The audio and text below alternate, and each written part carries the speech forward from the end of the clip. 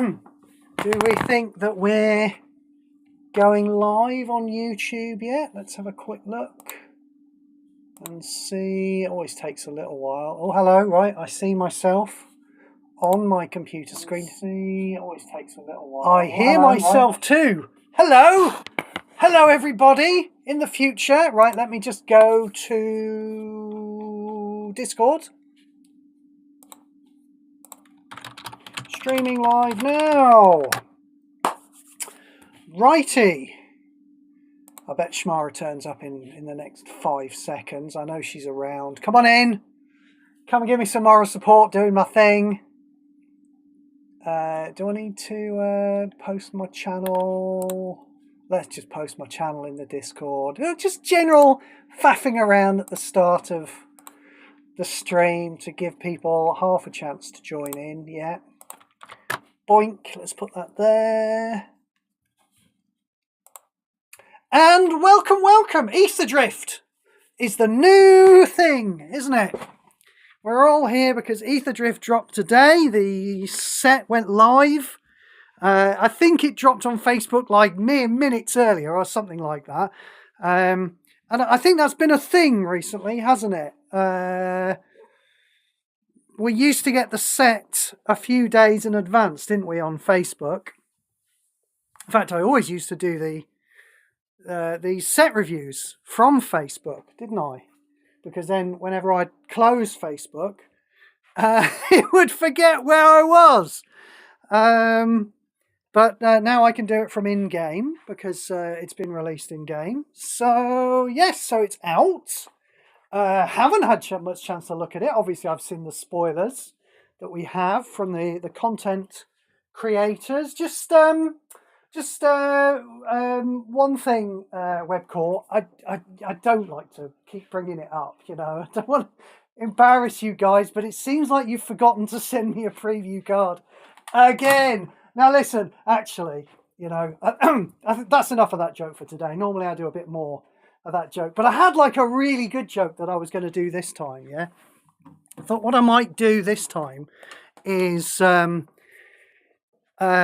release a video and have the thumbnail would be like Steve's preview of MTGPQ, yeah, like a preview video like that, and then you'd start the video and then it would just be some video of like a desolate wasteland with the wind blowing and tumbleweeds going across. Do you see? It's like a preview because MTGPQ is dying and has no future. Do you get it? That was going to be the joke there anyway. But like, in order to create that, I would have had to have some vague idea about, you know, video editing and puttings together of. And I don't. So if you could just imagine that for yourself, that I did that and it was very funny, that would be cool. Where do we want to begin? Well, let's begin by going, I think I've set this all up. So yes, here we go. Here are the release notes for Aetherdrift. I want to start by saying, didn't Foundations suck? Do you not think Foundations sucked? Foundations had a good card in it. Obviously, it had Mystical Teachings, which I play with all the time. And why fucking wouldn't you? Get hold of that card if you haven't got it. It's nuts. We're going to be talking a lot, I imagine, during this set review. Every time I come up to an expensive spell, I'm going to say something weird like, you know, that's pretty good for 9 mana, isn't it? Even though the spell costs like 24 mana. And that's what I'm talking about. I'm talking about the fact that, you know, you don't cast spells for their cost anymore. You cast them by casting a Mystical Teachings. That's how you cast spells now. But apart from that, I mean, it kind of sucked as a set, didn't it? I do think Confiscate is overpowered. I haven't chased it. And the reason for that is just because I've kind of got enough overpowered cards. You can only put 10 cards in your deck. You know, in coalition events, you generally play with the same deck full of overpowered cards. And a card like Confiscate, any card where I steal my opponent's stuff, you know, I tend to find a bit unreliable. Like I would never play Assimilation Aegis in a coalition event. What? Are you mad, Steve? It's such a good card. It is a good card, yes, but I don't want to find myself in the situation where I'm taking control of Greg's stuff and I'm doing something unexpected. Most importantly, like winning the fucking game too quickly. when I still have objectives to get. They're generally not playing coalition events with things that steal my opponent's creatures. So I do think that Confiscate is too good, but I've not chased it. I've not got it yet. I'll get it when I get it, and I'll play with it. But I don't think it's really a chase card. And then apart from those two overpowered cards, what did Foundations have? Sod all, frankly. I think it was a bit of a Brothers' War, wasn't it? You know, Brothers' War, do you remember that? It had Blade Core Serpent and nothing else. And I think Foundations was a bit like that. But more than that, I thought that the theme of Foundations just kind of was nothing, wasn't it? I mean, I get it, right?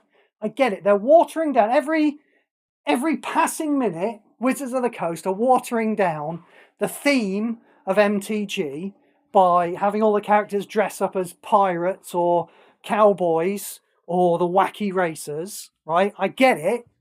So what they needed to do, they needed to create a solid foundation for Magic. Do you see what they did there? Yeah, they needed a solid foundation for Magic so they could put all of this Spider-Man Final Fantasy stuff that they do on top of that. But so they had solid foundations. So they made a set which they inventively called Foundations. And it's a bit as a result, it's a bit boring, isn't it? You would think that, you know, they'd really gone out of their way to create a really kind of compelling story arc for the next however many years, you know, to make you think, yes, this is really what Magic's all about. This is the solid stuff of Magic. But instead, it just kind of felt like, here's a load of old cards, and now we're going to get back to dressing up in different silly costumes after this one gets released. You know, it didn't really. That's what it felt like, a foundation, didn't it? It just felt like a flat amount of concrete that everything else was going to be built on top of. So that's my review of Foundations. What a waste of time. Apart from Mystical Teachings, which should never have been printed. There you go. That is my review of that. Shall we move on then to Aetherdrift? I'll just see if I've got my chat running. I've not got my chat on the screen. Yeah, Shmara's in. Hello, Shmara. How you doing? Is that really how it's pronounced? What, Aetherdrift? That's how I'm pronouncing Aetherdrift. Yeah, why? How do you want to pronounce it? Do you want to pronounce it Aetherdrift, do you? You could pronounce it Aetherdrift if you want to. I'm going to pronounce it Aetherdrift. Okay? I can't remember if I've heard anyone from Wizards pronounce it. Every so often I'll look at an official WotC video that maybe Gavin Verhees put out or something like that. And it's nice that they do that now. It's nice that Wizards put out videos and they tell you how to pronounce the things in their game. So I don't go around saying Llanowar Elves for fucking 10 years, like last time. But I'm not sure if I've heard an official pronunciation of it, but I am going to call it Aetherdrift. Unless I just decide to change my mind halfway through the set review because I'm not really paying attention. So we'll just see, shall we? Shall we crack on? Here are the release notes for Aetherdrift. Let's see what we've got. New mechanics, speed and boost. Speed is an emblem that indicates how fast players are, and boost is an evergreen that checks on that speed to trigger abilities. Now, already I don't like it, right? Already I don't like this. I've already mentioned this. I believe it was Nalthazar or the Planeswalker coach. I can't remember which one it was. They were the first one to spoil one of these cards with boost. And it wasn't obvious from their video whether boost was, whether boost was a threshold, like when you have boost 2, then this thing triggers, or whether boost was an additive ability. Boost 2, gain 2 things. Yeah? So I asked him about that. I thought that's a bit weird. Which one is it? And he said, do you know what, Steve? I actually had to, this is in the YouTube comments, I actually had to re-record the video because I got it wrong first time as well. I don't think boost has been very well named, because boost is a threshold. Boost to me sounds like I'm going to boost. I'm going to, enhance something and get more stuff. Boost 2, get 2 more things. But that's not how it works. Boost 2 means if you've already had 2 more things, then this ability that has the boost 2 name on it will then trigger. But it doesn't actually boost you in and of itself. It is a boost. I would have called it second gear. That was my idea. I said this on Discord. Yeah, that sounds more sense, doesn't it? Yeah, if it's a threshold, you say something happens if you're in first gear, something happens if you're in second gear. But we're stuck with it now. We've got speed and boost, whatever. When you cast cards with boost, your planeswalker gains the speed emblem if you don't have it. When your creatures deal combat damage to the opposing planeswalker, your speed value will increase. Cards with boost have effects which only activate if your speed value is equal to or higher than the card's boost value. Boost Evergreen. When a creature you control causes combat damage to your opponent's planeswalker, increase your speed value by 1. The maximum speed is 7. So we've just got a number that goes up. This is basically the same as experience, isn't it? That's just a number that your planeswalker has that goes up. But experience, I don't think ever had threshold, did it? Experience always used to say, you get plus X, where X is your number of experience points, you know. Whereas this is working in a slightly different way. This is saying, if you have 2 speed, then you can do this, and if you don't, then you can't. Yeah. So I don't mind it. As I say, it's nothing really new in that sense. It's very similar to experience, but I guess I don't mind it. You know, I don't like the way that boost has been named, but mechanically that doesn't really mean anything, does it? I kind of like the way that it increases when you attack with creatures. Actually, that's a nice, easy thing to do. Forwards compatibility. That's what you should be thinking about, Webcore, when you design cards. That's always good. They do tend to make parasitic cards, don't they? Whereas, you know, crime cards, for example, they only matter with other crime cards. Whereas these boost cards, yeah, your speed will get increased when you attack with any creature in the game. So that sounds good, doesn't it? The one thing I would flag up here is that there is a difference between experience and this, the way I'm reading it. Now, I don't know if this is going to be just how it's written or whether it's going to be how it works in the game.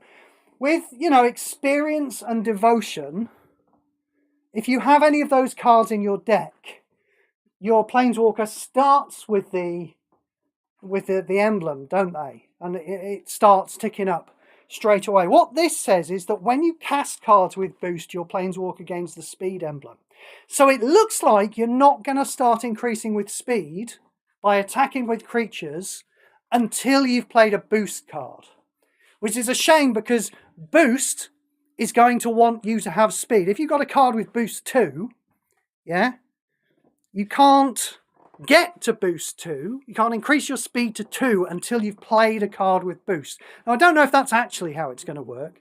Maybe it'll work the same as experience. And if you've got a card in your deck with boost, then you will immediately start with the speed emblem. And as soon as you attack with any creature, your speed will start to increase up to 7. We will see. Let's see what we've got next. Exhaust and exhausted. Oh yes, I remember this. Again, I don't mind this. Well, I have a minor issue, but I don't mind it. Exhaust is an evergreen that allows for effects to only be used once. Not a problem with that at all. It gives a good opportunity to write really powerful effects on cards, don't you? If you've got this ability you can only use once. You may exile a card from your hand. If you do, all your other cards on the battlefield with exhaust, without the exhausted emblem, will perform their exhaust effect. So you exile a card to trigger it, yeah? We get that. So again, backwards, forwards compatibility, that's good. That's not a parasitic effect, is it? You know, you don't need to exile a card with exhaust from your hand. You can exile literally any card from your hand to trigger an exhaust effect on an exhaust creature on the battlefield or an exhaust permanent. So that's good compatibility with other cards. It's very easy to exile a card from your hand. You have total control over that. You can't do it until next turn. Yeah. In paper, of course, if you play a Planeswalker in paper, you know, or you play an exhaust, I believe they have exhaust in paper as well. If you play an exhaust creature in paper, you can then immediately on that turn pay for the ability and use it, you know. Whereas if I'm doing that in MTGPQ, it's a bit slower, isn't it? You know, because once I start casting the creature, I don't have a chance to exile a card from my hand manually. Although it might happen through some other means. So I quite like it as a as a mechanic.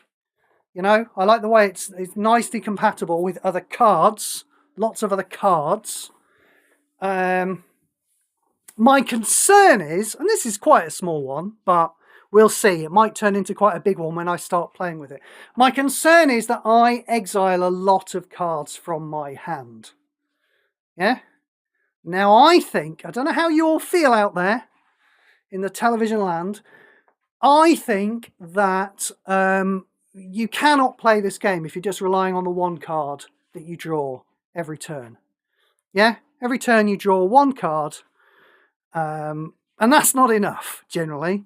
So whenever I'm playing the game, no matter what the format is, even when I'm just playing with common cards in the Commoners' Cup, bleh, I'm going to find something that allows me to draw extra cards every turn. And because I'm always drawing extra cards, I'm generally always exiling cards from my hand. I exile a lot of cards from my hand. Now, what that means is that I'm going to have to stop. If I want to build up an exhaust effect in my hand, and there are exhaust effects that kind of build up in this game, whether one of them was spoiled, we'll see them, I'm sure. If I want to build up an effect, I'm going to have to stop exiling cards from my hand, and that's actually quite a big downside for me. Some players will not find that a big downside. I am definitely going to find that a big downside. So we will see. I quite like the design of this ability. I feel like it's going to be balanced around the kinds of players who don't constantly exile cards from their hand. Because I feel like it's going to be balanced around webcore's playtesters who basically aren't going to be playtesting anything at all and don't fucking understand anything about the game. Hi webcore, how you doing? So that is my concern. Let us move along. We've got a new Chandra. Is anyone excited about a new mono red Chandra? No? No. Didn't think so. What have we got? Passive ability, boost 2. Okay, now does that mean you will start with a speed emblem or not? Remember, it says up here, you need to cast a card with boost to gain the speed emblem. So this will either mean that you do start with the speed emblem or you don't. Who knows? When you make a red match by swap, boost 2, when you make a red match by swap, gain X mana. Otherwise, the first creature you control gets plus X plus 0 until the end of your turn. X is your speed value.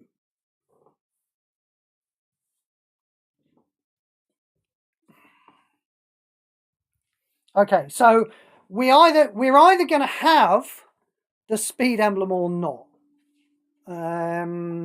But it doesn't really matter. No, it does matter because you can't increase your speed until you've got the speed emblem. You're going to have to attack with 2 creatures anyway.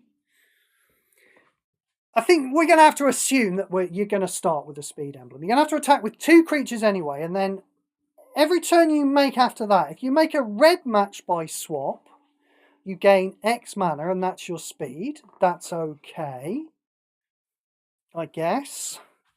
Otherwise, now what the fuck does otherwise mean? I'm going to guess that what otherwise means is when you make a non-red match by swap.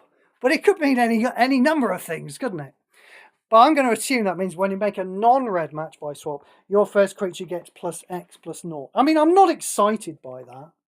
But, you know, I'm not excited by that to the extent that I'm not going to spend a long time dwelling on it, thinking about whether it's good or not, because my instinct says no, it isn't. So we move on. Oh, I missed the mana bonuses there, which go 0, 0, 0, 0, and a +9 for red. So she's got very Koth-like mana bonuses, which is generally bad, isn't it? But we'll see. Ability 1, you may destroy an artifact you control at random. I mean, that's pretty terrible. If you do draw a card, it gains 11 mana. Otherwise, discard a card, draw 3 cards. So you may destroy an artifact you control at random, and if you don't, discard a card and draw 3 cards. And that's cost 8. So discard and draw 3 for cost 8 is a bit expensive, isn't it? And then artifacts, yeah. You know, obviously, we're obviously planning to destroy, you know, a simple token. Anyone remember what the 6 simple tokens are? You all remember that, don't you? Yeah? Gold, treasure. Are those are 2 different things, aren't they? Not rat swarm tokens. That's not simple. Anyway, you're basically wanting to blow up a treasure token in order to draw a card and gain 11 mana. I mean, when you compare that to Dak Faden, who just discards a card and draws 2 and adds 15 for 6 and not 8, I mean, you want to play him, don't you? Let's move on to ability 2. Create an Ether Bike token, reinforce it 3 times. Beginning of combat, your first creature gets +X+0 until end of turn. X is this supports shield. Okay, so creating a token that gives creatures +3/+0 for 10 mana. Does anyone care about that? No, good. Fire all of your guns at once and explode into space is ability 3. Deal X damage to each opposing creature and your planeswalker. Opponent's planeswalker. X is 5 times the total shield of vehicle supports you control. Right, so you're going to be wanting to play with vehicles, and they're all going to be artifacts. So you're going to be blowing those up with a bit. I don't like this. Do you know what I mean? To get the good use out of ability 1, you avoid artifacts that you've paid for, and you just play with tokens, don't you? Whereas all of a sudden now at the end, in ability 3, you're supposed to have played with vehicles. Ability 2 is a vehicle. Again, you know, we don't like synergy, do we? Between ability 2 and 3, that's not where to put the synergy, because that's very expensive. Ability 1 and 2 is the place to put the synergy. Oh, you're going to destroy all supports anyway. Blimey. So for 15, you're going to deal... So let's say you've got a Vault Strider in with 5 shields. You're going to deal 5 times the total shield of vehicle supports you can. I'd say Vault Strider because that's the best one. I'm guessing, even without having seen the set, the Vault Strider is still going to be the best vehicle support. It might not be. We're guessing. So it's going to deal 5 times the total shield. So it's going to do 25 damage to all opposing creatures and to your opponent's planeswalker for 15. Just why give us another mono red? You know, okay, you know, the reason to give us another mono red is because Chandra is such a big part of the mythos, isn't it? We've got that terrible new picture of Chandra, haven't we? Every time you load a new screen on the menu system now. But I don't. Do people spend cash on mono red planeswalkers, on brand new mono red planeswalkers? I can't imagine a lot of them do. Make a blue, just cheat. How about that? Let's just cheat. Wizards of the Coast are never going to know. Next time you make a Chandra, make a dual coloured. How about that? Or here's an even better one. Why not just not make a shit like you have here? Let's move on to the Aether Spark. So this is a weird one. We've been talking about this in Discord earlier today because it's weird.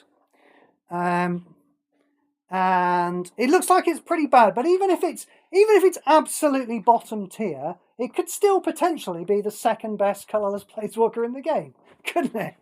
Because all of them suck apart from Khan's Sign of Urza, don't they? So let's see what we've got here.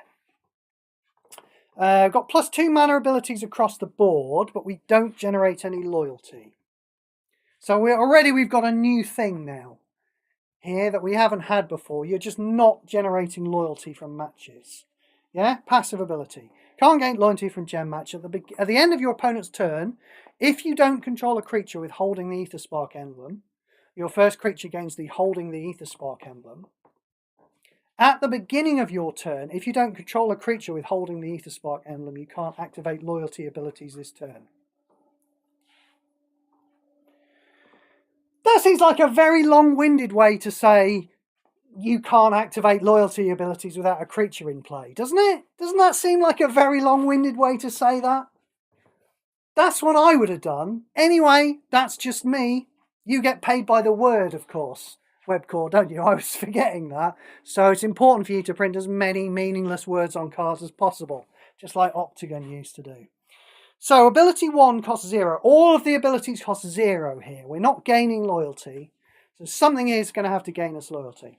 Ability 1, your first creature gets +2/+0 until end of turn. Rubbish. When your first creature causes combat damage, gain X loyalty. X is the damage dealt this way up to 10. So if you were me, what would you be attacking with? Well, I'll tell you what I'd be attacking. I'd be attacking with an Overlord of the Flood Pits, because that's how I roll, yeah? Turn 1, I'm going to play my Overlord of the Flood Pits, because it's very cheap. And then turn 2, I'm going to play this. That's going to bump it up to like a 4/2 creature, maybe a 5/3 creature. And I'm going to gain 5 loyalty. Okay, so on any turn when I'm not doing anything else, I can attack with my creature. I'm getting 5 loyalty very easily. Seems like quite a lot, doesn't it? A gain of 5 loyalty every turn. Seems like quite a lot. Ability 2 also gains loyalty, but what we have here is draw a card, destroy an opposing Vanguard support if you do gain X loyalty and lose X life. So presumably you have to actually destroy a Vanguard support to gain loyalty here. So you may well end up using ability 2 a lot, but you can't really depend on using it. You're going to have to depend on your first ability for actually gaining loyalty. So you want to slap some cheap creatures out. You know, and then maybe later in the game, maybe even some more expensive ones, if you like. And that's going to be what's generating your loyalty. And ability 3, that's the reason why you want loyalty. It does cost 0 again, but it does a thing. Spend all your loyalty, then apply effects based on the amount spent.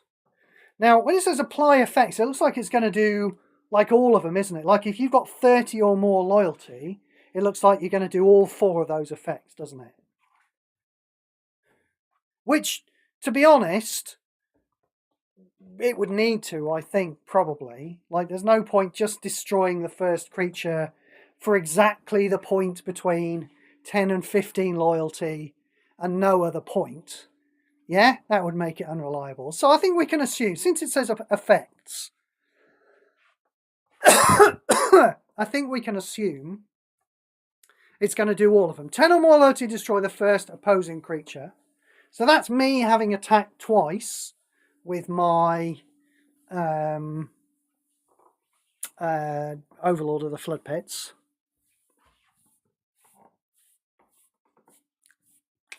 I mean, that's quite cheap. And you start running into the problems that, you know, maybe your creatures will get shot and all that. But, yeah, because you don't always have creatures that are around to attack. I mean, I suppose if you've got something like Swarmyard, that's pretty much guaranteeing you a creature to attack with most of the time, isn't it? Again, they do have defensive ability, though, so they don't always attack. But that's kind of cheap, you know, attacking with a creature twice in order to get an ability that blows up the first opposing creature seems kind of cheap. When you compare that to Nicol Bolas 1's first ability that costs 9 loyalty. So that's at least 4 or 5 turns, really, isn't it? How much loyalty do you get on a turn? I don't know. I'd have to ask Lars, but I'd assume maybe 1 or 2, you know, if you go for an actual match and not a loyalty match.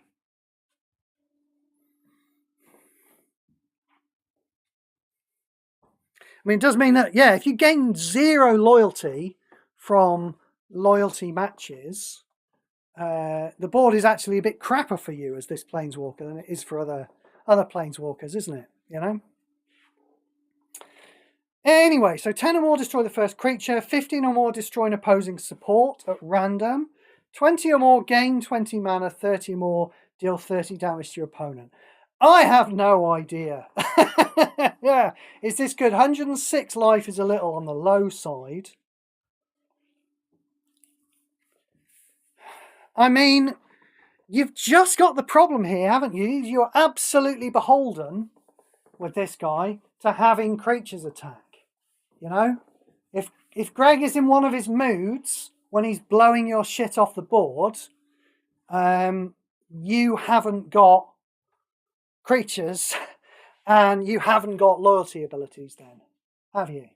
So, yeah. And that, I think that just absolutely rules this guy out of playing coalition events ever, to be honest. Yeah? If there's any chance that you might play against a Greg who will blow you out on creatures, and it does happen, then he's going to be shit, isn't he? Midweek, I don't know. Midweek, you know, you matter. Losing the occasional game midweek doesn't matter quite so much, does it? You know? So maybe he will turn out to be reasonably fast midweek. I kind of don't see it. 10 loyalty, destroy the first opposing creature. 15 loyalty, destroy an opposing support. That's not fast, is it? That's control. Your first creature gets +2/+0. That's not really speeding you along, is it? +2/+0. So your first creature, yeah, okay, yeah, just checking. Your first creature gets +2/+0 when your first creature deals combat damage this turn. Gain X loyalty. Oh, it only gains loyalty up to 10 anyway. I don't know. Doesn't sound to me like the blisteringly fast Planeswalker that we would want to play in training grounds, does it? Does it sound like that to you? I remain to be convinced. I'm quite happy to say that Chandra is a big bag of old shite and you shouldn't buy her. What I would say on the Aether Spark is slightly different. Let somebody else buy her and they can tell us whether it's any good or not. What have we got? We've got a new event. This is an octagon style cookie cutter one. Yeah, 2 5-color nodes with special supports. I think they're 5-color, aren't they? Oh no, they're not 5-color nodes. Aha! Interesting. Each node allows a specific variety of planeswalker colors. So one of them's white and red, and the other one's blue and black. Okay. I mean, it kind of doesn't make much difference in this day and age, you know, limiting nodes to 2 colors because, you know, we're all playing multicolored planeswalkers. I'm playing Dakon in both of those nodes. I'll tell you that right now before I've even looked at the rest of the event. So unless he's actually locking me down to single colored planeswalkers, which I see that it isn't, node colors don't make much difference to me. And we've got on the supports, we've got at the beginning of your turn, your creatures get +X/+0. X is your speed value. I mean, that might cause games to be a lot shorter. Again, you have to assume from that you are going to start the game with the speed emblem, don't you? You have to kind of assume that. You don't have to play a boost card in order to start gaining speed. And if you do that, I mean, it does seem it's going to make the games run quite quickly. Yeah, every time you attack with a creature, you know, then in perpetuity, all of your creatures get an extra +1/+0. That seems like it's going to make games run quite quickly, doesn't it? And then the other one is when you cast an artifact card, increase the card's level. When its level becomes 6, destroy all opposing creatures. Then this card's level becomes 1. I mean, okay, I guess. I mean, you've kind of got to, you know, in this day and age, you've kind of got to assume that Greg is capable of wiping out just your creatures with a requisition raid or a localized destruction or chaos warp. You know, there's a bunch of different ways of doing it. So I think an extra way of Greg wiping out all of your creatures, and this is reasonably slow having to play 6 artifacts. You assume you've got to cast them, but you never know with these clowns, do you? You know, they might it might be summon. So not negligible, I don't think, these 2 event supports, but certainly nothing to be scared of in the way that we've had some scary event supports over the years. Bunch of stuff. You can. I don't care about all of that stuff. I don't think. Oh, I do know. I'll just call everyone's attention to the fact they didn't bother to give us any quality of life improvements. You will remember over the last couple of sets, they keep throwing out these little quality of life improvements that nobody asked for. To be fair, there have been some that we did ask for. The Coalition invite code, which is at the top of the screen there, that was quite popular, you know, amongst the people who organise coalitions. And that, you know, that affects an awful lot of players. So that's, you know, a pretty big change. It's been pretty well received. But they did like to give us these weird little quality of life improvements that nobody gave a shit about. So I started a thread on the forum and said, look, here's a bunch. Everyone come in here. Here's a bunch of really tiny, very easy to code quality of life improvements that you can make. And I really thought they might find the time to include just 1 or 2 of them in this set release. But no, they couldn't be bothered. Shall we move back on to the actual meat and potatoes, which is, good lord, did it not close while it was in the background? Which is the Aetherdrift set itself. Now, I know it's a bit larger than some sets we've had. What have we got? I've got it full art cards turned off at the moment. So there are 205 distinct cards in Foundation. There were 250 in Dustmourn. That's weird. Dustmourn had such a short life as well, unless it was such a much bigger set than Foundation. And then Aetherdrift, 240. Okay, so not as big as Dustmourn, but bigger than Foundation. Another reason I think why Foundation sucked, maybe, because there just weren't a lot of cards in it. Well, we'll turn the full art cards back on, because we want to see the full art cards as we go through. We're going through in alphabetical order. Let's have a look at the set and see what we've got. And we shall begin with Radchik, Emerald Radian. This is an insect druid. When this creature enters the battlefield, create X Golgari insect tokens. X is 2 plus the number of artifact and creature cards in your graveyard. Now, I know there's a really, really good Grist card coming in this set. Grist does not need the help, guys. Grist is too powerful anyway. Yeah? Even the people who aren't going to agree with me that she's too powerful will agree with me that she's very, very, very, very powerful. Don't print cards for Grist, for God's sake. And that's very obviously what this is, a Grist card, isn't it? 2 plus the number of artifact and creature cards in your graveyard. Well, gee, let me just think. Who is a green-black planeswalker who creates Golgari insect tokens and also happens to drop cards into the graveyard, so there's lots in there? Yeah, can you think of any other ones apart from Grist? No, you can't, can you? When another insect creature you control dies, I guess that would include the Golgari insect tokens, This creature gets +3/+3, then your opponent loses 6 life. This effect can trigger up to 2 times per turn. I mean, I don't care. Oh, that's really weird. Why does that keep closing? The last 2 times I've had that. Maybe it's how I'm holding my tablet. I don't know. The last 2 times I didn't close that on the screen. I didn't do that and go back to that view. It just seemed to do it itself. It's weird. Maybe my tablet is haunted. Anyway, so I mean, it's not too exciting. It is a card for Grist, but Grist has got such powerful tools to play with. I don't think Grist cares. We will move along. Adaptive Omni Tool. At the beginning of your turn, your creatures get +1/+1 permanently for each artifact card you control. So this is an artifact. It's 17 mana, so we don't really want to be putting this into play and just giving all my creatures +1/+1 permanently every turn.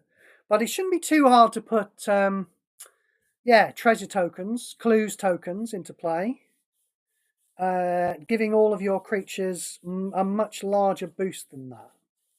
Still quite expensive at 17 mana, though. When your first creature... Oh, hello! Wow! When your first creature card attack... I wasn't expecting this to be a mana filler giver as well. This looks quite powerful. When your first creature attacks, fetch the first artifact card from your library. That card gains full mana. Okay. Wow. So all of your creatures are permanently getting +1/+1. And every turn, this is sucking extra artifacts from your library. Now, notice it doesn't count reinforcements. So if you suck up a second copy of Adaptive Omni Tool from your library and put that into play, it does not count as having an extra artifact. My guess is they just forgot about that. You know? So, I mean, it's kind of okay. You really, to make it sing, you are going to want some artifact tokens, aren't you? And there are ways of getting those. Yeah, it's okay. I'm not going to be playing with it, but it's okay. I think we're going to find a lot of cards like this in the set. I noticed this during the spoilers. Yeah, is that we had a few spoiler creatures. You know, we had one that doubled up on its power. We had a creature that, you know, that made supports, and then those supports made more creatures, you know. These cards, they look like they're okay. They look like they're getting out of shit tier. They look like they're certainly into mid tier. Yeah.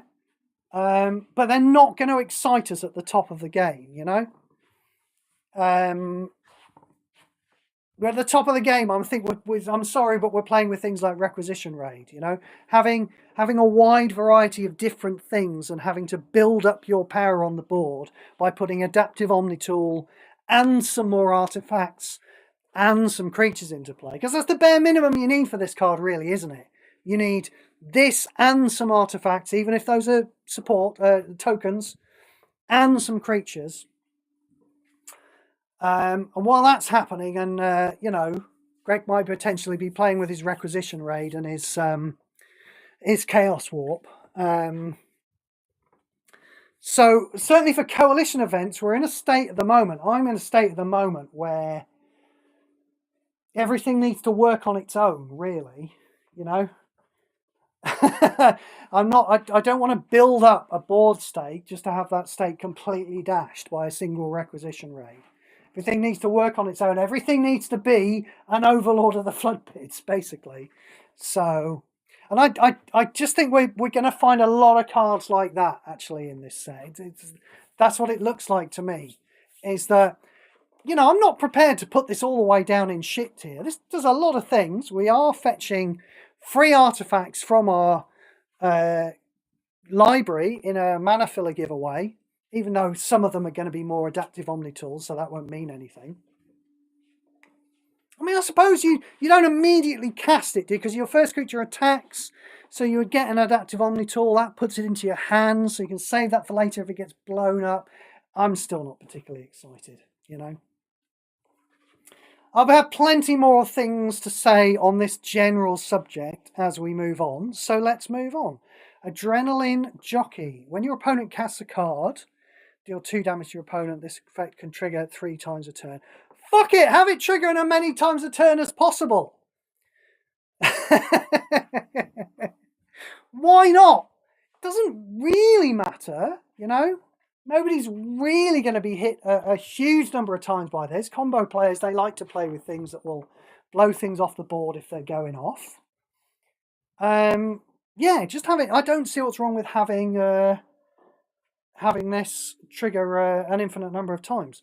When a card gains the exhausted emblem, this creature gets +1/+1. Right, yeah. So not very interesting. But yeah, fuck it. Fuck it! What have we got here? So this is our first boost card. So this has... Oh, that's interesting. Look at that. All the text went dim when we did that. That's nice, isn't it? Is it nice? Who knows? So this is our first boost card. So we're going to need to have attacked with 5 creatures before it does the boost 5. Activate 2, draw a card. That's obviously shit. Boost 5. When you draw a card, destroy the top 3 cards of your opponent's library. Now, boost 5 is something you've got to really build up to. Yeah? So you like it to be an impressive effect.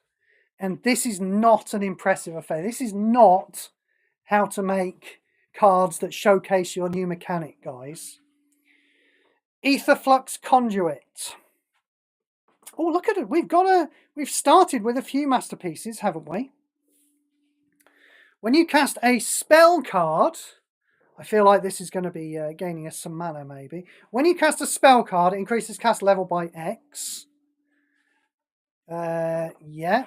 X is number equal to that card's cost. Okay, so it goes up quite a lot. Eyes scan to the bottom of the card. Yes, it does say then this card's level becomes 1. Okay, that's usually the sign of the bad card. Let's see what else we've got. At the beginning of your turn, if this card's level is 100 or more, you may discard your hand and draw 6 cards. If you do, cards in your hand cost 0 to cast till the end of turn. Then this card's level becomes 1. So what's going on here? Obviously, we open the spell we open with is Mystical Teachings, because if you're not playing with that, what are you even doing? Yeah? So I've just played a Mystical Teachings. That's added 9 to the level, right? That's fetched, like, say, for example, a Golden Wish or Attempt with Discovery. That's plus another at least 20 to the level. So we only need to do that like 4 times. That's quite a lot, isn't it? We only need to do that 4 times to get this up to level 100, right? Now, I don't know if you've noticed, but casting Golden Wish 4 times, that's 4 activations of Dakon's ultimate. We're kind of dwarfing the power level of Aetherflux Conduit at that point. Are we? Are we dwarfing? We are getting 6 cards and having their costs reduced to 0.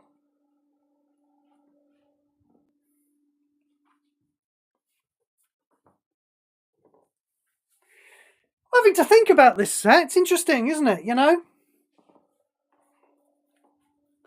We're building up.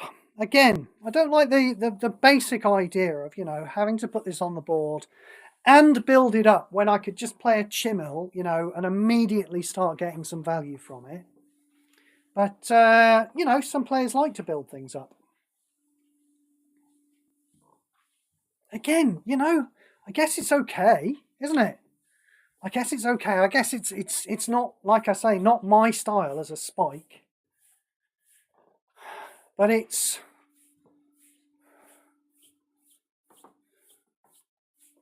that's a powerful effect. Like, The thing I can't get past is 100 mana's worth of spells is already really, really, really powerful, isn't it?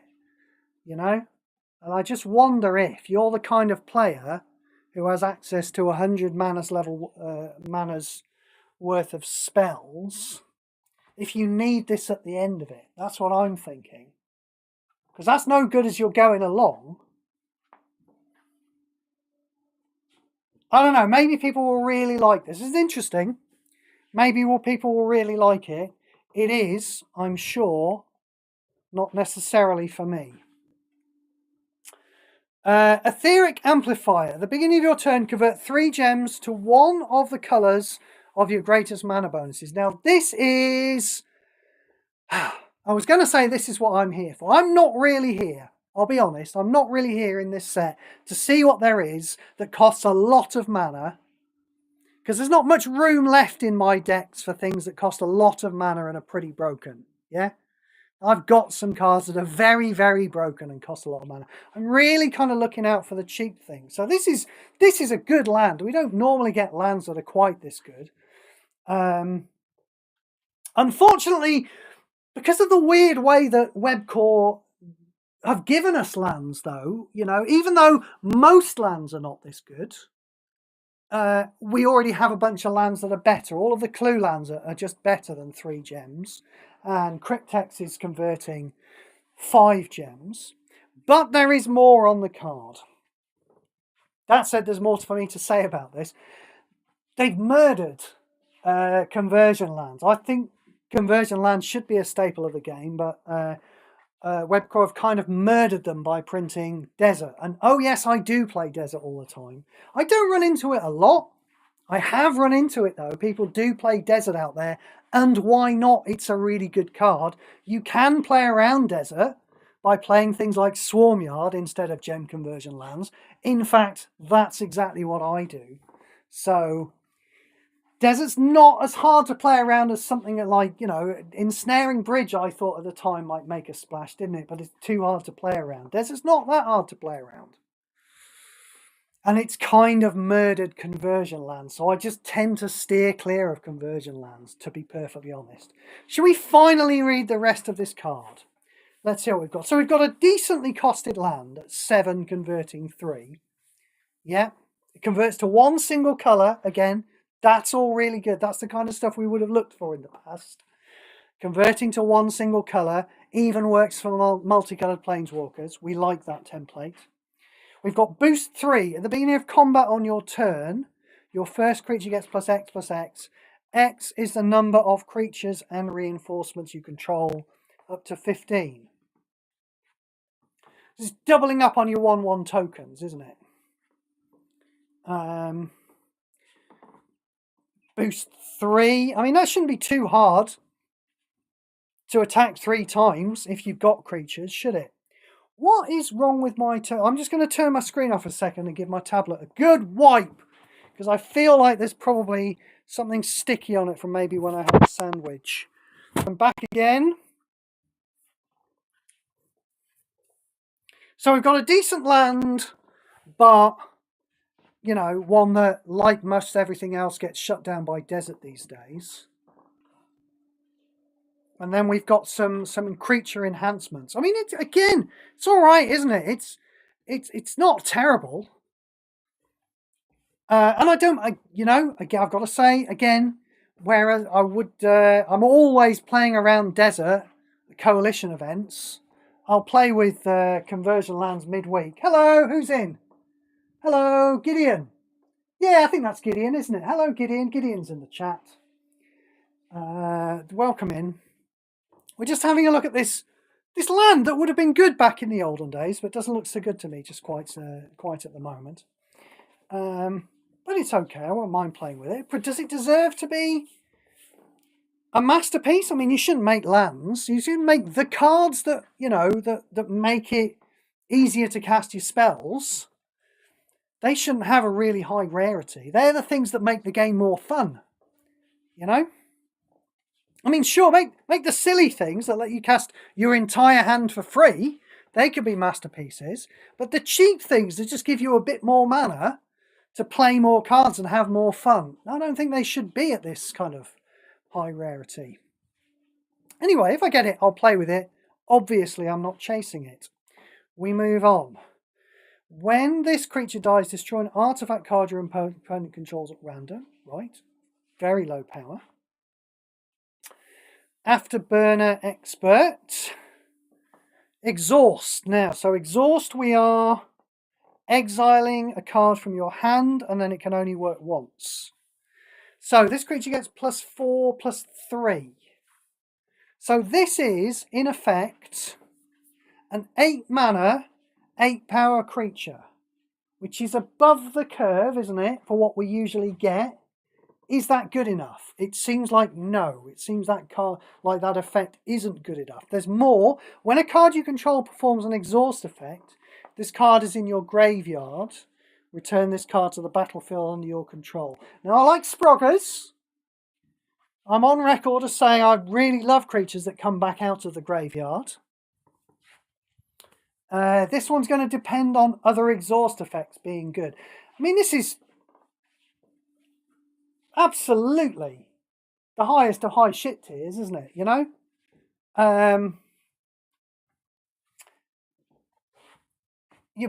This will be the best card in a deck full of cards that you're mastering.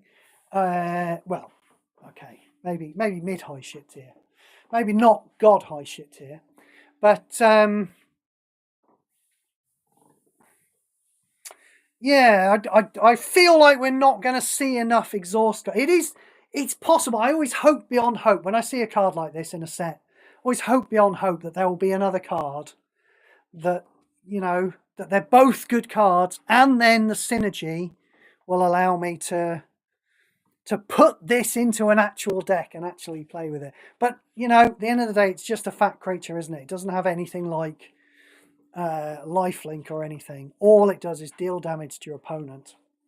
So, again, you know, quite good, but nothing to get excited about or to chase.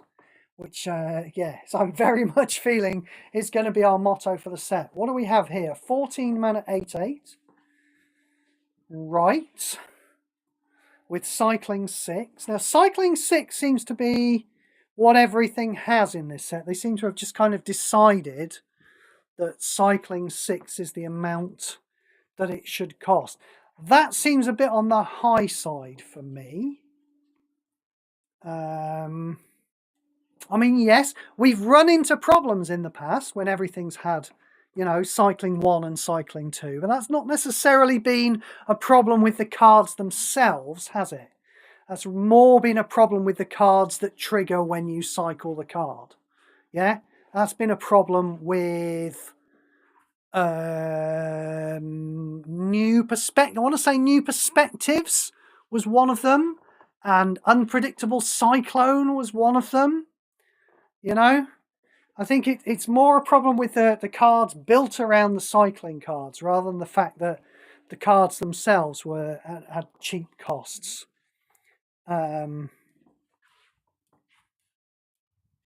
So yeah, you know, it's nice to have cycling, isn't it? We always used to, when we used to play decks with sealed decks in Magic the Gathering, the paper version. When you played sealed decks, you'd always throw the cycling cards in, wouldn't they? If you could cycle them for colourless mana, it didn't matter what the shit they were, because you could just, you know, make it felt like you were making your deck a little bit smaller, didn't it? So I think we're mostly, when we run across these cycling cards that have Cycling 6, I think we're mostly going to be judging them on what they actually do and not the fact that they're making the deck smaller. Oh, hello, that's QI going off on the TV because I've kicked over my PlayStation controller. Right, so far we've got a rather uninspiring 14 mana 8/8 with Cycling 6. There's nothing wrong with any of that, really. When you cycle this card, target creature you control gets +3/+3 and trample and shield counter 1. I feel like they should have thought of something with cycling that will let you do it in Colours of Magic, you know? It's always a shame when you get... I'm always on the lookout for things that work in Colours of Magic. That'll work all right in Colours of... Well, we're looking for big threats in Colours of Magic. That might be a reasonably sized threat in Colours of Magic. Still going to die to 1-for-1s, though. But who knows, maybe it won't, because maybe it'll come back. Interesting. Colours of Magic, think about that.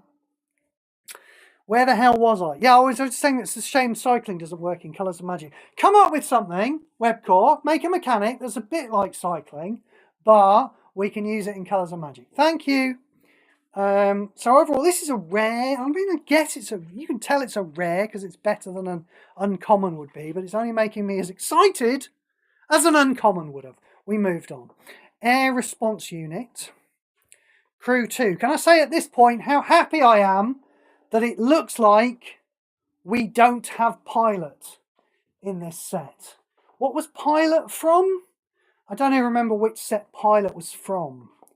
But it was god-awful, wasn't it? You know, you'd give something Pilot and then it would make a bunch of Activate gems. And then whenever you triggered an Activate gem, it would take Pilot off something and you'd have to manually put it back on. And you couldn't even ignore it, because if you did ignore it, it would take Pilot off something. It would never put it back again.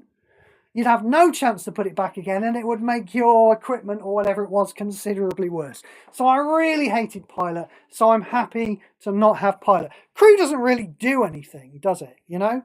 When a non-token creature enters the battlefield while this card is in your hand, this card gets a specified amount of mana. It's a bit of a nothing mechanic, but at least it's not a really bad one, like Pilot is, so hooray!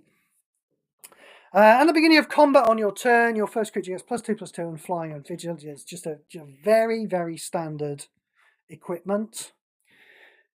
Alacrian Armory.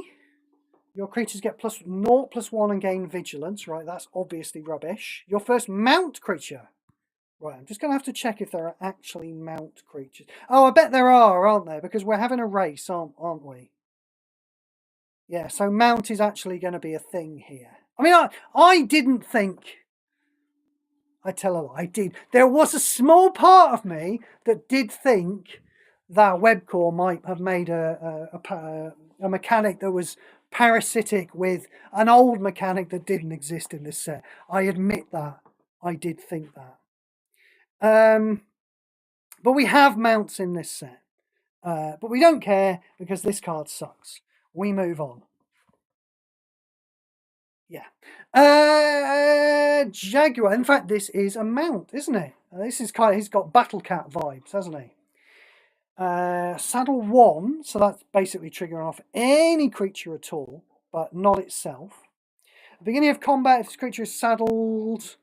This creature gets +2/+2. This costs 11. That's a Colours of Magic cost. Do we care about it in Colours of Magic? We do not. Remember, Webcore, since you're listening, hi guys. What we want, what we need in Colours of Magic is threats, is powerful threats that are sticky, that are hard to get rid of. Yeah, they want to have like high toughnesses so they don't get blown off the board by just the general, you know, matching red matches and matching black matches in Colours of Magic. And you can't just give things shield counter 1 and say, well, that makes it more sticky, because it doesn't really, does it? There's loads of ways to kind of exile and bounce things. You know, maybe a creature that, you know, a card that creates 2 different permanents on the board when you play it. Or, you know, creates one permanent on the board, like a card generally does. But when it dies, it creates a second permanent on the board. That's what we're looking out for, guys. What have we got here? A land. Okay, so this is a land that does circumvent the old desert problem. But it's a bit expensive, isn't it? 12 mana to get 4 mana every turn. That's obviously too expensive, isn't it? When we're playing with Swarmyard, that costs 7 mana to get 5 mana every turn, then I'm afraid 12 mana to get 4 mana every turn just looks a bit poo, doesn't it? You want to play lands in one match. Really, you want to play lands in one single match, you know? You don't want to play 2 matches and play a land and then have Greg blow it off the board, you know? That wants to be your turn 1. Play a land. It's a good thing. I'll pay a bit more for a Cryptex. that's fine. But those clue lands, you can play them in a single match, you know. And this one's got boost 6. That's quite expensive. At the beginning of combat on your turn, target creature gains... What? Those are just words. Think about what you're saying. You can't have haste until you've already attacked 6 times. Think about what you're saying. You've just written words on the card and you've not thought about what they do. I'm almost interested to go and look at what this card does in paper because, you know, the paper version in this card is almost certainly going to be something with haste on it that makes sense. This is not a thing that makes sense. Activate 4. Why stop it? Why is my tablet misbehaving? I don't know why it's misbehaving. Activate 4. Your first creature gains lifelink and unblockable. Take the activate off. Would that be bad? 10 mana. Yeah, a 10 mana artifact that gives lifelink to your first creature permanently. Would that be bad? That would not be bad, would it? So you could make that 10 mana, 3 shields, lifelink permanently, give it unblockable as well if you want. Job done. That's your card designed. Autarch Mammoth. Why did I say Monarch? Saddle 5. That's too expensive. At the beginning of combat on your turn, if it's saddle, create an elephant token. So if you've got this and you've got another creature, then create another creature. I don't care. They're obviously doing it, aren't they? They obviously know what they've done with Desert. That's our new thing we're going to do, say Webcore. It's the cards are the cheap cards that help you cast your spells that used to be lands that converted. We're going to make them give you mana now. But again, way too expensive. 1 shield, 10 cost, gives you 2 mana. Right? This costs 10, gives you 2 mana. Loot costs 14 and puts full mana into a card. You see the difference between 2 mana and full mana and the difference between 10 and 14? This is the kind of rubbish that makes me think that the Commoner's Cup is a total waste of time. Boost 3, at the beginning of your turn, discard a card, draw a card. Garbage. Garbage, garbage, garbage. Back on track. Return your first creature from the graveyard to the battlefield. If you can't return your first vehicle support from the graveyard to the battlefield, create a racer pilot token. At the beginning of combat, gets +X/+X until end of turn. X is the number of vehicle supports you control. I mean, I just asked for it, didn't I? I just asked for a card for Colours of Magic that puts 2 different permanents in play. And this does actually put 2 permanents in play. It's just that one of them seems rather underwhelming, doesn't it?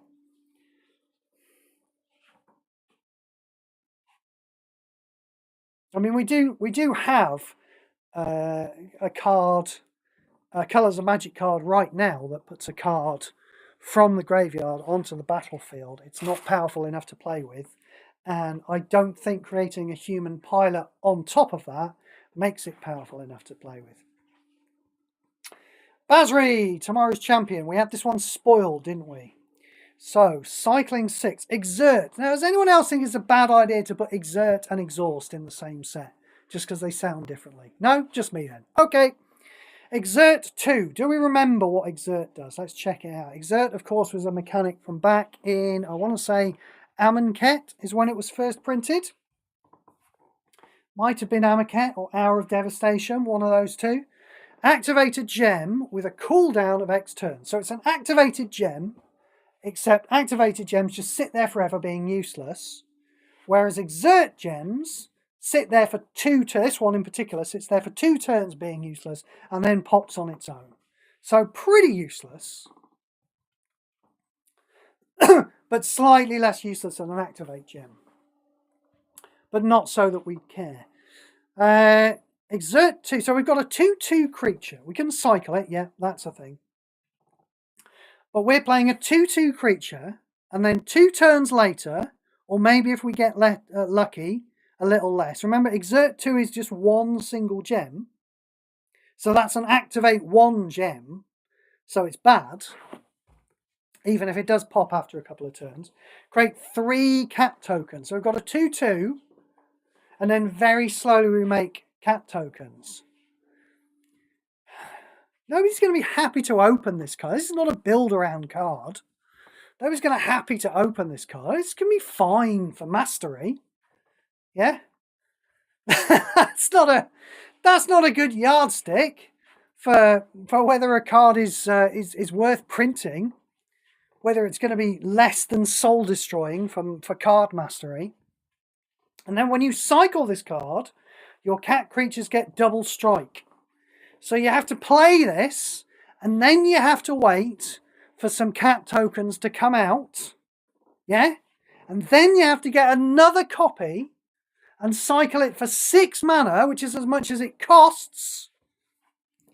And then your cat creatures, which don't do anything else. Oh, they have lifelink. Okay, I'll give them that. They have got lifelink. Your cat creatures get double strike for 1 turn. What's wrong with my tablet? It's being weird. Shall I restart? I'm going to restart the... Sorry, this is going to take a second. But I am just going to restart the app, just in case it's something to do with the app. So that was a bad card, wasn't it? I don't like it. Let's have a look at the chat while this is rebooting. What have we got? Exert works best with gem conversion, but they aren't doing that. Exert, yes, I suppose Exert does work best with gem conversion. But all the lands, well, most of the lands we've seen at the moment, apart from the Masterpiece one that nobody's going to get their hands on, don't work by conversion anyway. It's weird. But again, you know, who wants to exert to put 3 cat tokens into play? Let's head back into the cards. In conclusion, high shit tier. I mean, that's squarely into high shit tier, I think, that card. What are we doing? We're not going full art. We're just going in there. Card name A to Z. Show all cards. Basri, high shit tier. We move on. Beast Rider Vanguard. Oh, this is very Orchard Spirit, isn't it? Activate 2 green. Yeah, slight upgrade to the Orchard Spirit. Yeah, do we care? Do we buggery? Bestow greatness. That is some doggo. That is a good doggo, isn't it? Target creature gets +4/+4 and gains trample until end of turn. I don't like it. I don't like when they do this kind of thing and put flash on it. They should do it so that it gives it +4/+4 now and during my opponent's turn, and then wears off at the end of their turn and not have flash. That's how I prefer to do it. Anyway, it's a bad card. We move on. Convert 2 gems to black. Then if you control a vehicle card, control 2 gems to white. So this looks like it's actually going to be the cycle, doesn't it? I'm not sure if we'll get a cycle of the of this thing. How would you even have a cycle of this thing? Come to think of it, it's a colourless card. There's nothing on this card that suggests colour at all, does it? So this looks like it's going to be the cycle of cards we get, which is going to be 10 mana for converting 2, which is obviously not enough. And then if you happen to have a vehicle support in play as well, then you get another 2 converting. And yeah, we've moved past that. You know, back in the day, we would have said maybe okay. Back in Zendikar, wow, that was a long time ago, wasn't it? We had the pathways in Zendikar, and they were converting 2 and 2, and they were better at it than this card as well. And then we had another cycle of lands that converted 2 and 2. Again, they just did it. They were better than this. But now we have the clue lands that convert 4 without having to have a vehicle support, and they draw a card from investigating. So why would you play with this card when you can play with those? No reason. There's going to be fucking 9 of these things. 9 more of these damn things as well, I bet. Oh, I mean, maybe we'll get lucky and there's only 5. Maybe they'll just be like all the off colours or something. I don't really know how the tribes work in this set. I thought there were 10 tribes, but I'm not quite sure how they work. Anyway, rubbish. Blood, gas. Oh, dearie, dearie me. Right, yes, so this is the one I was talking about earlier when I said that Grist did not need any help. This is really good. This is a really good card. Let's see what we've got. 16 mana, 10-2. Okay, that's not too exciting, but it's okay. 10 damage with haste for 16. That's all right in and of itself, isn't it? Now, they've given it the massive downside of not being able to block, because they've converted it from paper, where this is a massive downside. Not so much a downside in Puzzle Quest. And then we've got at the beginning of the combat, on your turn, this is the unimportant bit of it, your creature has 50 light or less, it gains death touch. I mean, they really didn't need to write that on the card. Jesus Christ, leave that paragraph off. You can leave those first 2 paragraphs off here, because this is the thing that's going to do it, right? When you cast a land card, if this card is in your graveyard, return this card from your graveyard into play under your control. Dangerous much? So not only is Grist putting pulling Galters out of her graveyard to put into play, but while she's doing that, while she's dumping cards into her graveyard, you know, all the fucking time, because her first ability is wildly undercosted, she's also dumping some blood gas into play. And then when you play a land card, and there are some good ones of those, plenty, Clue Lands, Swarmyard, Demolition Field, Desert even, if you're not playing the Clue Lands. Isn't there another one? Isn't there another land that I play with all the time? I can't even think of it. I don't even know. But, yeah, there are plenty of good lands. And this is just going to pop out of the graveyard with haste, with all of its reinforcements. Yeah? So the first one's going to come out and deal you 10, but if there's 2 in there, it's going to deal you 20. Yeah? With haste. Anyone worried yet? And if you kill it, they all go to the graveyard. So they all come back. When you play a land card, this is obviously too good for fucking Grist to have. Grist is too good. If you want to make good cards for the graveyard, that's a problem, because they're going to be too good in Grist. I mean, I would call this card a chase card. I hate it. I probably wouldn't hate it so much if Grist didn't exist. You know, would I? I mean, Dakon can take advantage of the Bloodghast. Maybe not quite as fierce. Or maybe Dakon can, actually, because Dakon can really... I know that Dakon doesn't have the conversion that Grist does. You know, Grist is putting Galters into play, and that lets her generate a lot of loyalty. But she does have to at least pay 6 every time. Dakon's first ability, of course, only costs 9 loyalty the first time you cast it, because every other time you've paid for some of it with the last time he used his first ability. So you can be dropping a lot of cards into your graveyard with Dakon's first ability, and gaining life while you're doing it, and damaging your opponent while you're doing it. Alright, maybe I've talked myself into this card being just as fucking dangerous for Dakons as it is for Grists. And let's not forget Dakon's ultimate, which I'm casting all the time, because Golden Wish costs 9 mana now. That's how much Golden Wish costs now. Dakon's ultimate drops 10 cards into the graveyard, isn't it? So that's one of these coming out. 10 damage to the face right away. I think it's too good. Chase it, get it. I think it's too good. What can you do about it? Well, get yourself a Swarmyard, frankly. we might need to be looking. I've stopped playing with Deem Inferior, weirdly enough. Threats that come in with haste have been rather few and far between. We've got a really good threat with haste in standard, which is Tempt with Bunnies. But I've not really been too worried about threats with haste, so I've stopped playing with Deem Inferior. I would carry on playing with Deem Inferior, but the reason I don't play with Deem Inferior anymore is because I want my Mystical Teachings to do exactly what I want it to do. So my spell package used to be Golden Wish, Requisition Raid, Deem Inferior, and now it's Golden Wish, Requisition Raid, Mystical Teachings. So that's my spell package now, so I'm not playing with a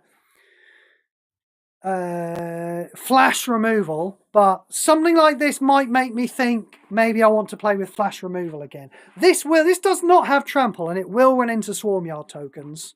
That's generally what I rely on for Greg coming at me with Tempt with Bunnies, because it's unlikely that bunnies will be lethal. You know, they usually just deal you a lot of damage. And this is the same thing. This will be sucked up. All the damage from one of these will be sucked up by Swarmyard tokens.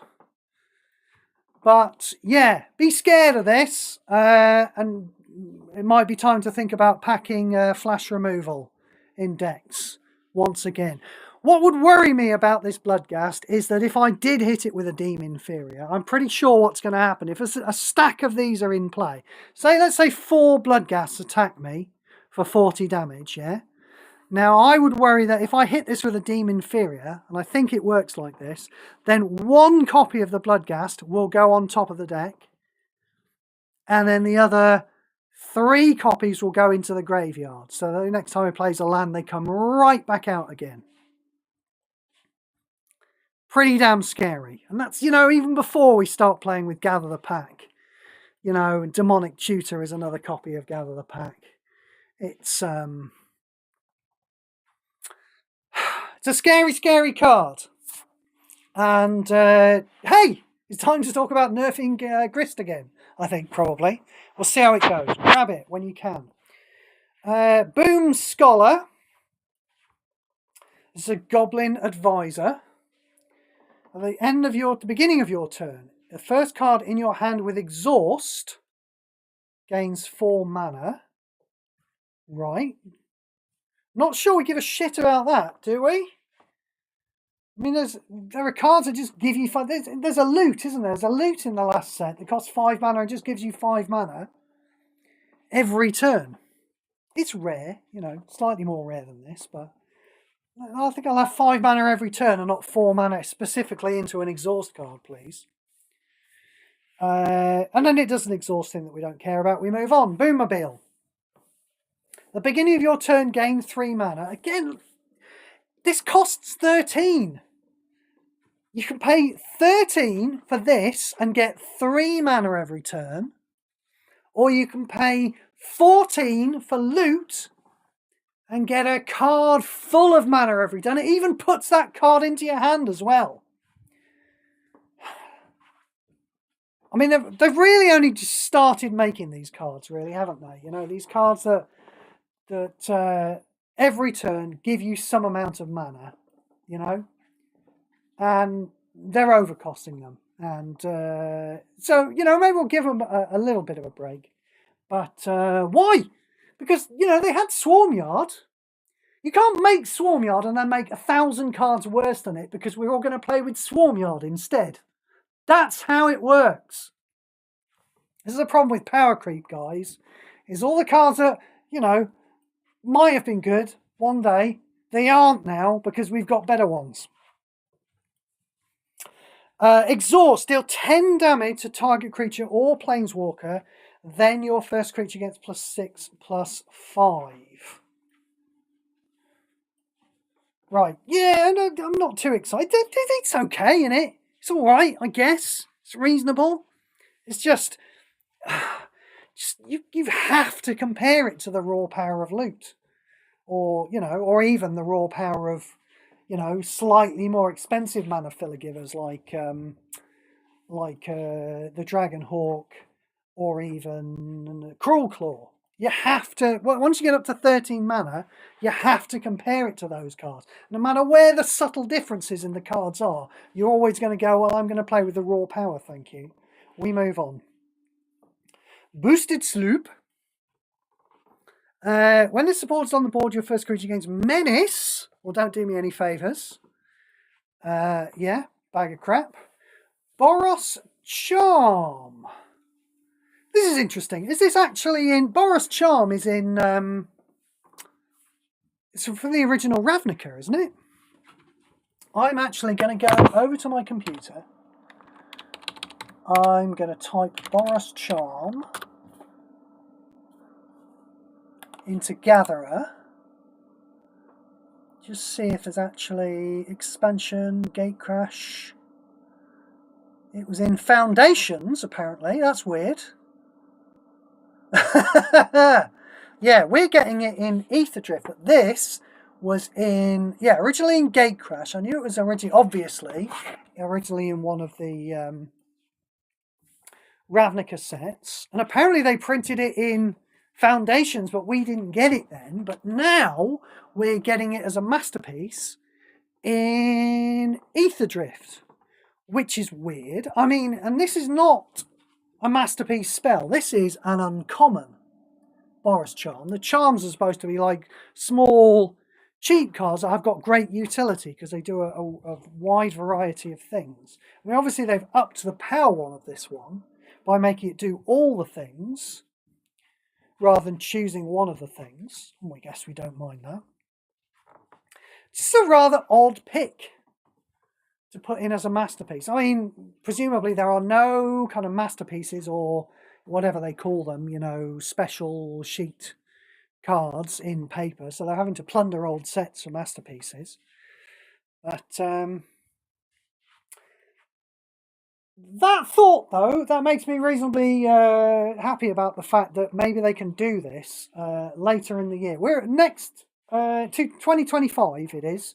We're due to get in Paper Magic. We're due to get Spider-Man and Final Fantasy in standard. These are going to be standard sets in paper. And I'm thinking the licensing for Magic Puzzle Quest won't stretch to those Marvel IPs and, you know, expensive Japanese computer game IPs.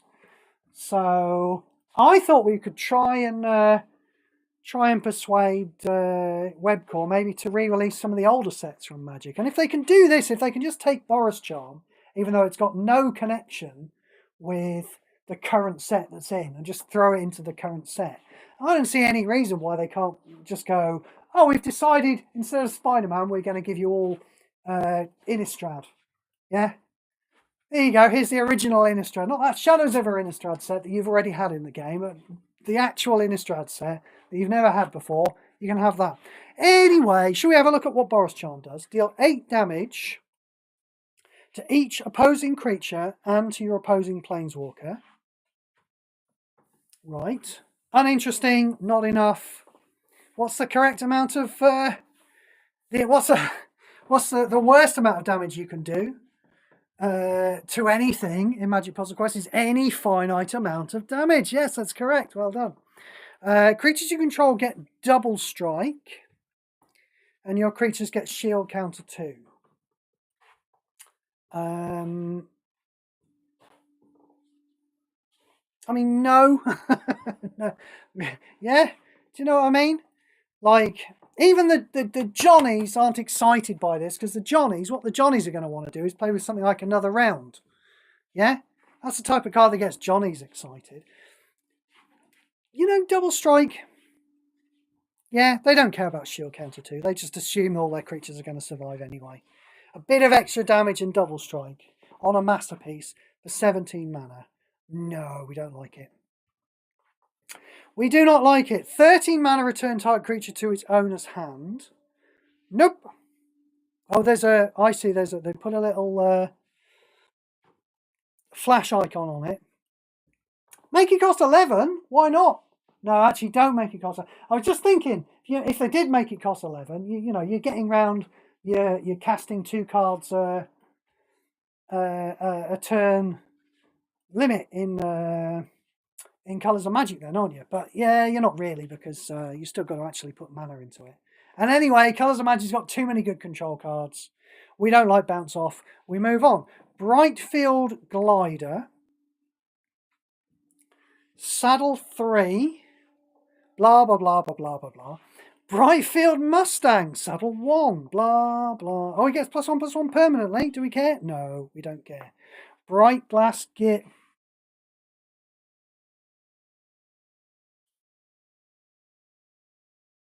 I'm just going to move on. I'm not going to say what that reminds me of. I'm just going to move on. Bright Glass Gear Hulk. When this card cannot currently be contained from card. Ah, yes, I do remember. I saw earlier today you can buy this one for £75 or whatever your local currency equivalent is. This is the first exclusive that's on sale. When this creature enters a battlefield, pick one of the first artifact, enchantment, or creature cards from your library. If that card is not named Bright Glass Gear Hulk, put that card into play under your control.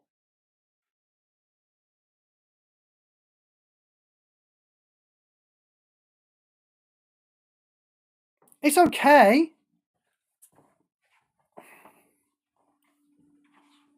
I mean, it might go in the deck.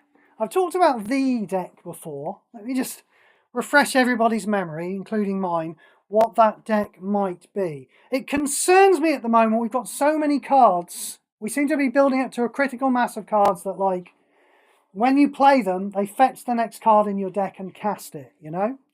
So that's kind of what this is. It can't fetch itself and cast it, so there's a slight chaining issue. But this, for example, could fetch a Phenomenon Investigators and cast it. And then the Phenomenon Investigators, maybe that might fetch a Mystical Teachings. And then the Mystical Teachings, that would fetch a Genesis Wave. And then the Genesis Wave, that might fetch another Bright Glass Gear Hulk. Do you see what I mean? I feel like we are building up to a critical mass of these cards in Standard. What else is there? I think I mentioned 5 there. I think Sylvan Tutor is the only other one that I can think of. So that's 6. When we hit 10 of these cards, that is a deck that instantly puts like an infinite amount of power on the table as soon as you cast any single one card in the deck. So that concerns me. You know? I mean, this one is a little bit limited in that extent because it can't fetch itself. So currently the only creature it could fetch... Oh no, but it doesn't matter, does it? It doesn't matter that it can't fetch itself, because as long as you've only got, say, this and Phenomenon Investigators in your deck, then chances are one of the first 4 creatures in your deck will be a Phenomenon Investigator. Yeah. So you can just fetch that. So this, I think that this card does go into that deck. And this deck now has 6 cards in it. I think. There might be more that I'm not thinking of. But they're obviously... So here's a new card for this deck. We only used to have the 5 cards for this deck. Here's a new card for this deck. They're obviously carrying on, printing them. I think it seems fairly evident now that by the end of the year, we'll have 8 or 9 cards for this deck. And the deck will be a thing, you know? Maybe 6 isn't enough to actually make a deck that just chains a load of cards. Maybe with 4 other cards that don't just chain off each other. Maybe the combo falls apart. But I'll tell you what, by the time you've got 9 of them, that combo's not really going to fall apart. Oh, I'll tell you what the other card is that I would throw in that deck. It's Tempt with Discovery. Yeah, because even though strictly speaking it doesn't cast the next card that it fetches, you know, it does still, you know, generate a huge amount of mana and fetch a card, you know, and provided you've got multiple cards in your hand, you know, then each Tempt with Discovery is going to cast the next Tempt with Discovery anyway, as it goes along. So I think the Tempt with Discovery will go in that. I think that's still 6 cards in the deck. I think I counted Tempt with Discovery before. Who knows? Anyway, I'm scared of that deck. And this is another card for that deck. I mean, what else does it do? What else doesn't it do? I mean, you could put this in Grist, obviously, and it becomes a second copy of Galter, doesn't it? I mean, that is one thing about Grist, is that you always want to get Galters out of your graveyard. And, you know, if you've only got one single creature in the deck, then maybe the first or even second time you activate that first ability, you don't even drop a Galter into your graveyard. But if you have one of these that can fetch a Galter from your deck, you don't mind dropping that into the graveyard and reanimating it. So, two really problematic uses for this card already, aren't there? Making Grist better and making a combo deck that works, that wins instantly no matter what card you cast. Yeah? So I'm already primed not to like it. Obviously not a chase card, though, unless you want to spend $75 on it, you know?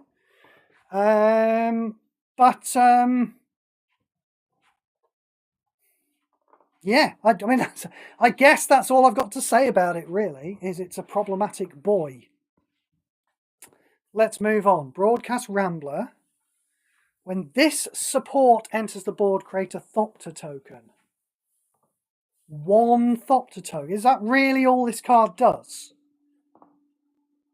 You get one Thopter token out of it. Wow. 5 damage to any opposing target, discard a card, draw 2 cards. Just such a low power card. Did I tell you the Mystical Teachings costs 9 mana? Yeah? What would you like to? Would you like to deal 5 damage to something, discard a card, or draw 2 cards for 10 mana? Or for 9 mana, would you like to choose between a free Golden Wish or a free Requisition Raid? Which one of those things do you think is better? Broodheart Engine. At the beginning of your turn, surveil 1. Right? I mean, that's a low power effect, really, isn't it? Very low power. We've got a certain amount of smoothing out your draw, but when you compare it to, you know, an Overlord of the Flood Pits or an Inti, or or all kinds of things, or a Marvo, or a demonic, what's it called? Demonic Covenant. I mean, it's practically negligible in power, is what I'm saying. It's unimportant. When the support is destroyed, first vehicle support from your graveyard to the board. Right, that's terrible. Bulwark Ox. 5 mana. How are we doing for time? I can just feel... Yeah, just feel the back of my tongue just starting to go scrapey against my teeth. So it feels like we haven't made a lot of headway into the set, but I think we won't keep going for 2 hours this time. We have been going since 10 o'clock. So we've been going about 100 minutes. So I think we'll look at, say, tell you what, let's keep going till we get to the next card that I find interesting. But we'll be finishing soon. Maybe this card will be interesting. I doubt it. It has Mount. At the beginning, if it's saddled, target gets +1/+1. When it's destroyed, hexproof, prevent damage till end of turn. Rubbish. Burn a rocket. Crew 1. It's got flash. We're seeing quite a few cards with flash. They've all been crap so far, but that does, you know, obviously raise our expectations that perhaps there will be some good cards with flash. We may need some. We may need some good new removal cards with flash. I mean, I know Deem Inferior deals with fucking everything, but I don't know, maybe there'll be something that's even better than Deem Inferior at dealing with Bloodghasts. Because you've got to worry about those guys, I'm afraid. They are going to be a premier threat for the next 3 years in Standard, I think. When this creates support enters the board, target your plus is ignored. Beginning of your turn, blah blah blah blah blah. Right, whatevs. Burnout Bastronaut. Okay, I've never heard of a Bastronaut before, but that's apparently what one of these is. This is a 8 mana 1/1. That's crap. Menace. Activate 3 red. It gets a negligible boost in power until end of turn. Boost 5. This creature gains double strike, which admittedly makes those activate 3s a little bit bigger. Clive's very excited at himself with this one. Look at the synergy I've built into this card, everyone. But boost 5 is a lot, and I just don't really care. They've done it again. This card, we've had 1 Thopter token out of this, didn't we? Out of this. And now, here we go. Generating a Thopter token from this one is tied to Exhaust, so it can only activate once. Exhaust. Now, Exhaust is the type of effect we might want in Colours of Magic, isn't it? But a 2/2 that makes a 1/1, sorry, a 2/2 that becomes a 3/3 and makes a 1/1 is obviously shit. Canyon Volta. When a mount creature you control attacks, that creature gains flying. Who gives a shit? When a vehicle support enters just a load. This is the most. This might be the most Octagon card I've ever seen Webcore design. Maybe this one was left behind in a drawer by Octagon, and they printed it because they all just wanted to get off to the pub, you know. Look at any old Octagon cards we can make. Yeah, go on, stick this one in the set.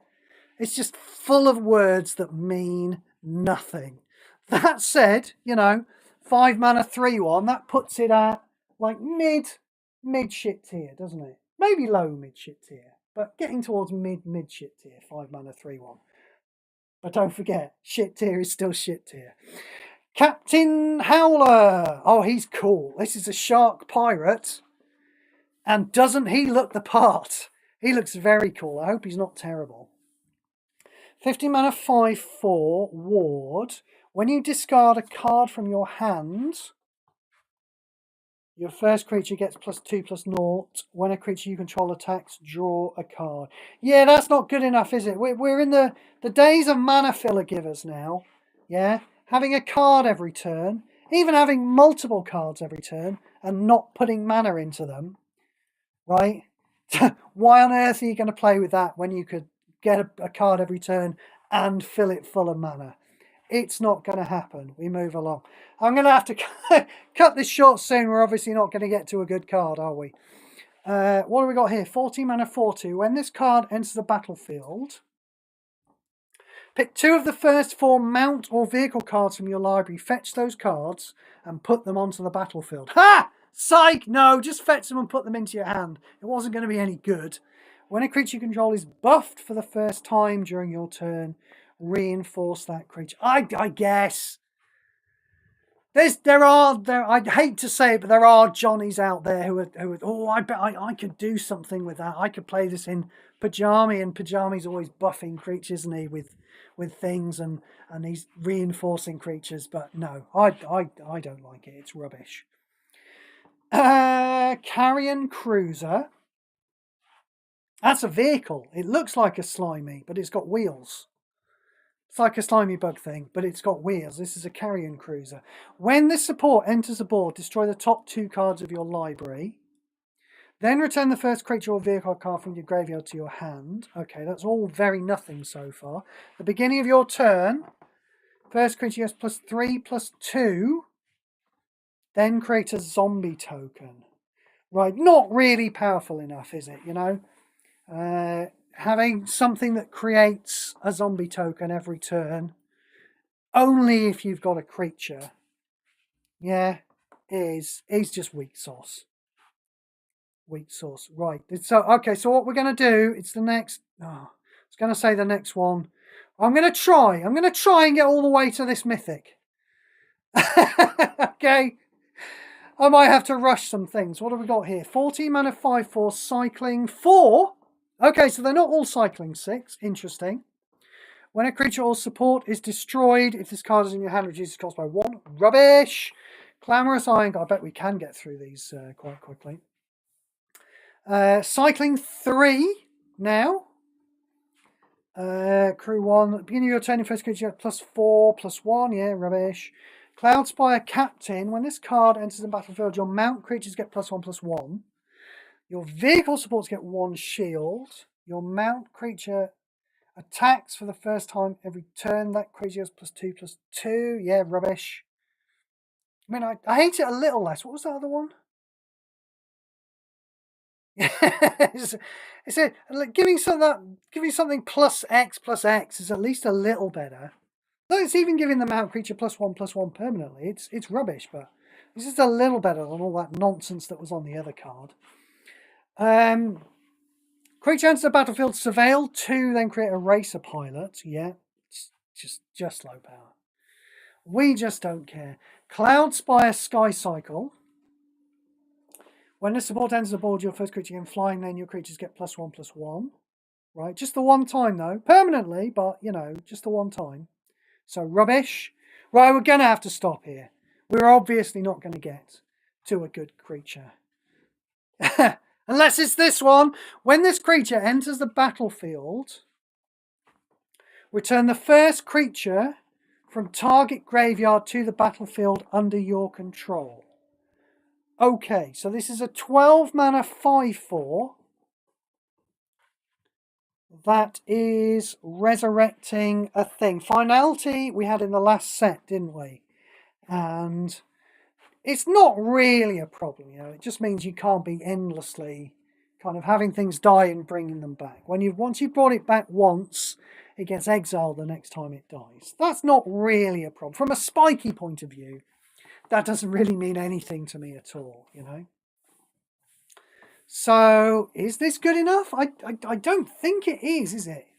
You know, we're all getting excited by the idea of, you know, bringing a Galter back out of your opponent's graveyard. But, I mean, if it's in there for any amount of time, they're probably going to bring it back faster than I am, aren't they? I mean, I think the problem basically is that a 5/4 with Menace and Death Touch isn't actually any good, is it? So we're paying 12 mana to get something, you know, and we're not generating extra value with this paltry 5/4 that doesn't really do anything. And it might be a really great creature that we get from our opponent's graveyard. And we can, of course, get a really great creature from our own graveyard. We don't have to be hoping for something better from Greg, which is good because Greg generally plays with absolute shit. But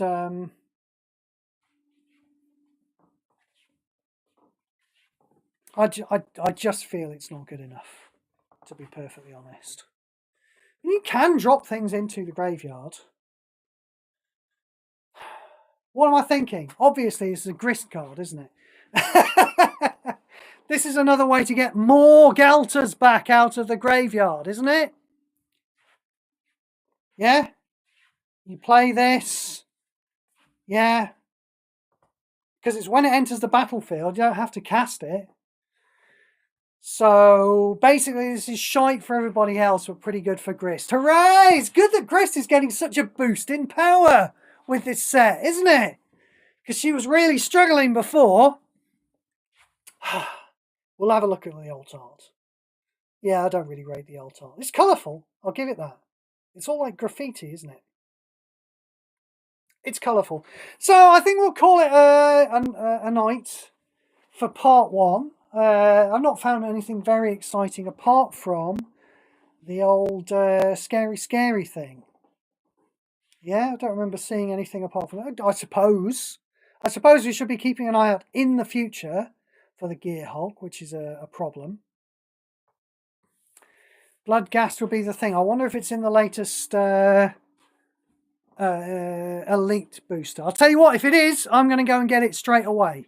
Okay, thanks for being with us. I'll try and do part 2. I'm thinking probably part 2 Thursday or Friday, and then part 3 we will finish off at the weekend. That is the forecast for the rest of the stream. It only usually takes 3 parts, doesn't it, to get it done? So definitely not tomorrow because firstly I want to give my mouth a rest, and secondly it's pub quiz night tomorrow night. Hooray! So part 2, look out for me on Thursday or Friday, and I will see you then. Thank you very much for coming, and goodbye. Where's the thing? Where's the thing gone? Where's the thing? There it is. Bye-bye, everybody. Bye-bye.